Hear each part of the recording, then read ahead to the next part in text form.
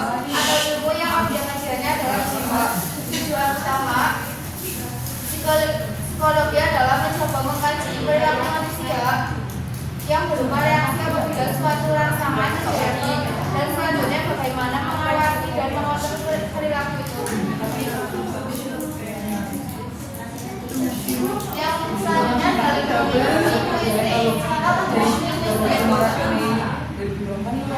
diangkat sebagai ilmu bahasa atau ilmu yang mengambil bahasa sebagai objek kajiannya.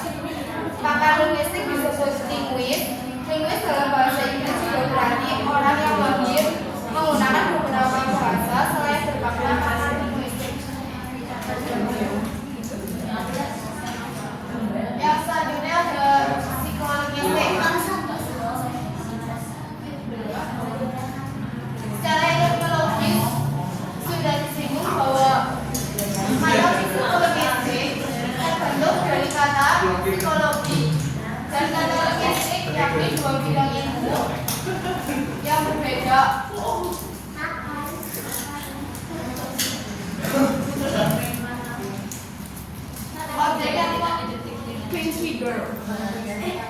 Objeknya masing-masing berdiri sendiri dengan prosedur dan metode yang berbeda.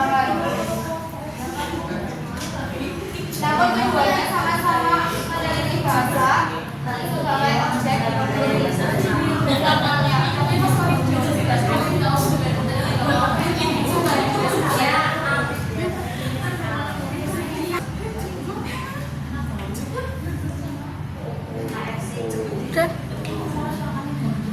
yang selanjutnya ada psikologistik sebagai disiplin mandiri.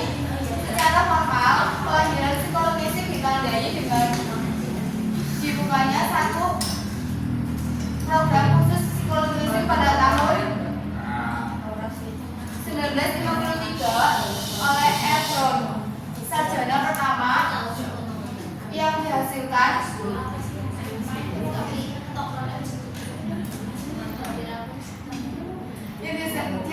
oleh program ini adalah Eric Lenengren, yang kemudian sangat besar perannya dalam bidang psikologistik.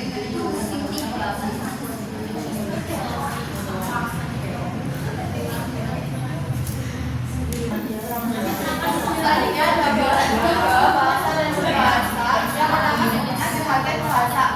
Para pakar linguistik dan etnik biasanya mendefinisikan bahasa sebagai satu sistem lambang bunyi yang bersifat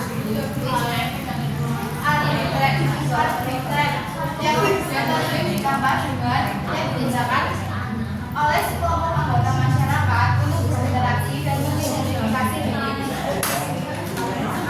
Yang kedua dari 1859 sampai 1942, pakar psikologi berkebangsaan Amerika, seorang beliau telah mempelajari bahasa dan perkembangannya di antara psikologi linguistik, bahasa, psikologi. Yang ketiga ada kerjasama secara langsung antara linguistik dan psikologi budaya itu sudah dimulai sejak 1860, yaitu oleh Bateman, Steinhaus, seorang psikologi yang beralih menjadi ahli linguistik dan komunikasi. Yang keempat ada psikologistik sebagai disiplin mandiri. Secara formal, kelahiran psikologistik ditandai dengan dibukanya satu program khusus psikologistik pada tahun 1953 oleh Efron, sarjana pertama yang dihasilkan oleh pembina bahwa Eric Lenengren yang kemudian sangat besar peranannya dalam bidang psikologistik. Yang kedua ada asal-usul bahasa. F.B.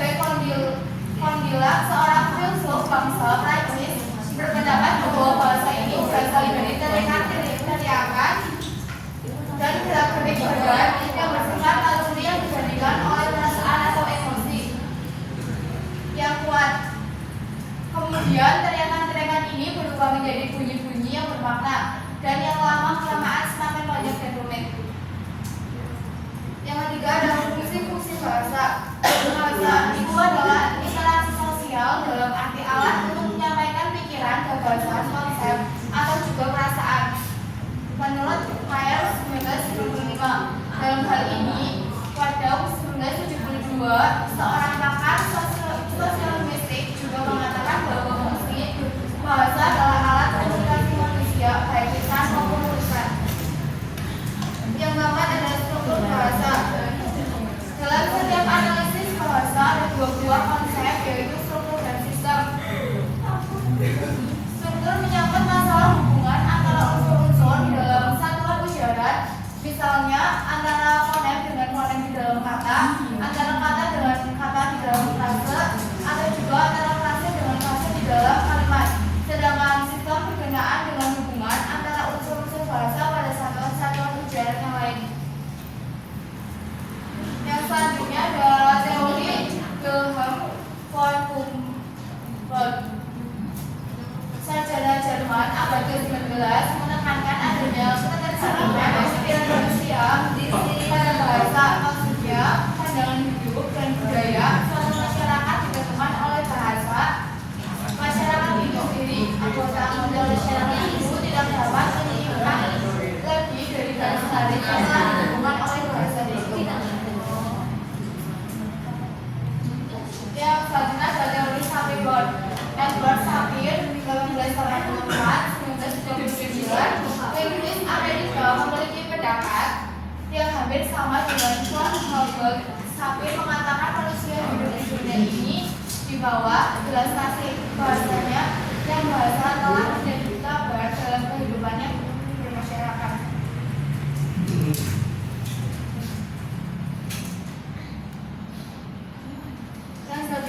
Selanjutnya ada teori-teori linguistik. Yang pertama adalah teori Ferdinand de Saussure, menjelaskan bahwa perilaku bertutur atau tidak tutur, speech art, sebagai satu rangkaian hubungan antara dua orang atau lebih, seperti antara A dengan B.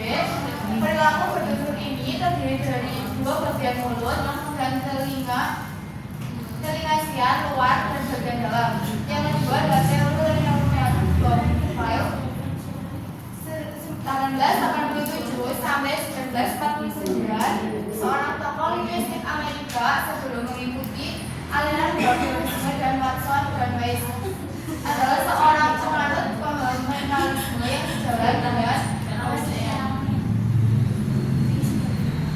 teori psikologi Wundt. Kemudian beliau menantang mentalisme dan mengikuti perilaku atau teori.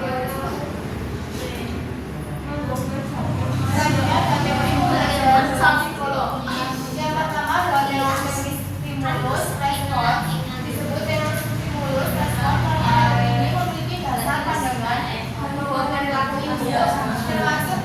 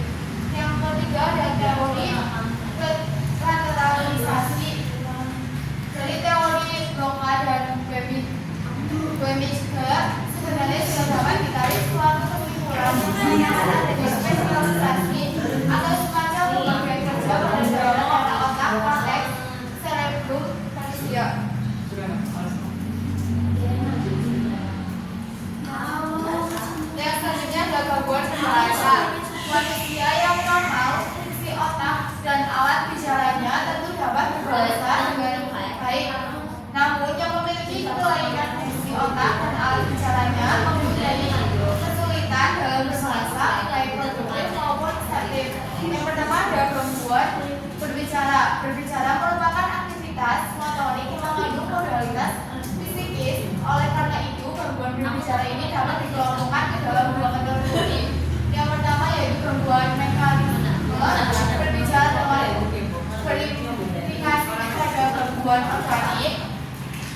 Dan kedua, gangguan berbicara psikogenik.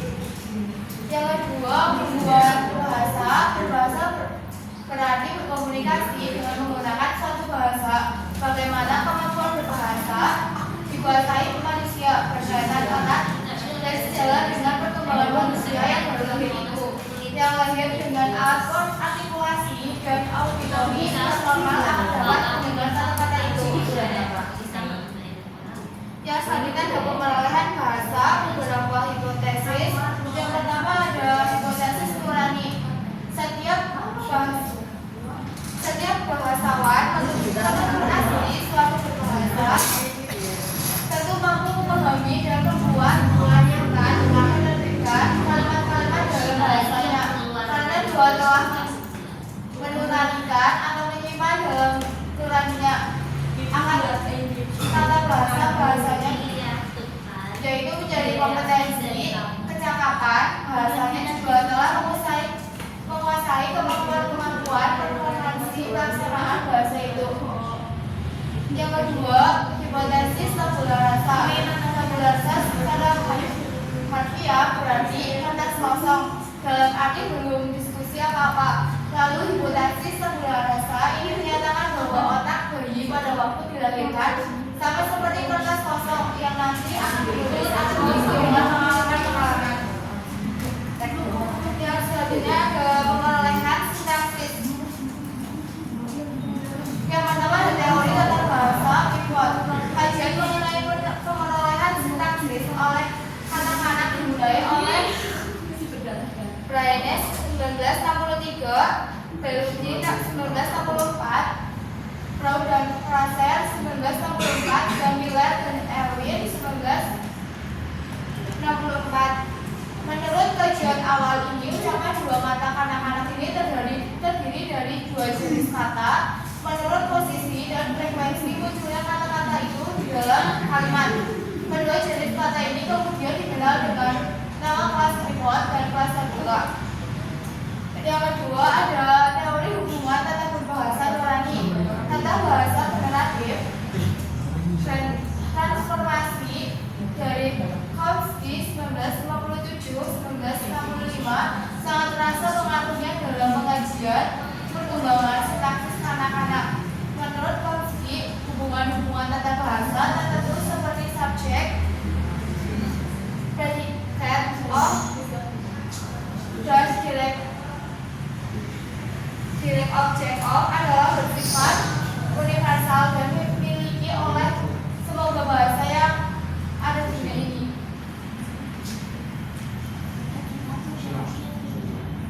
Sekian dari saya. Jika ada yang ingin ditanyakan, silakan ditanyakan.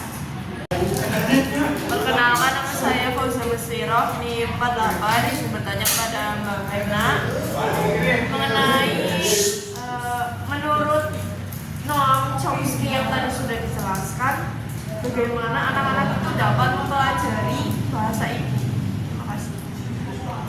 Sebelumnya perkenalkan, saya Hasan Kasalihan yang juga cuma saya yang bertanya. Tadi dijelaskan ya teori lateralisasi. Tolong apa maksud dari teori lateralisasi dalam aspek neurologi bahasa? Dijelaskan secara lebih rinci. Terima kasih. Perkenalkan, nama saya Farah Abida dengan NIM 1040007. Saya mau bertanya ke Mbak Mena selaku penyanyi, apa pendapat EB Kornilai tentang asal-usul bahasa? Terima kasih. Menjawab pertanyaan ini, menurut Noam Chomsky, bagaimana anak-anak dapat belajar bahasa? Jawabannya, menurut Chomsky, anak-anak telah dilengkapi sejak lahir dengan struktur bahasa dalam komunikasi dasar hipotesis nurani, sehingga mereka mampu mempelajari konsep secara alami. Daripada Chomsky, selanjutnya izin menjawab pertanyaan dari bahasa apa yang dimaksud dengan teori literalisasi dalam aspek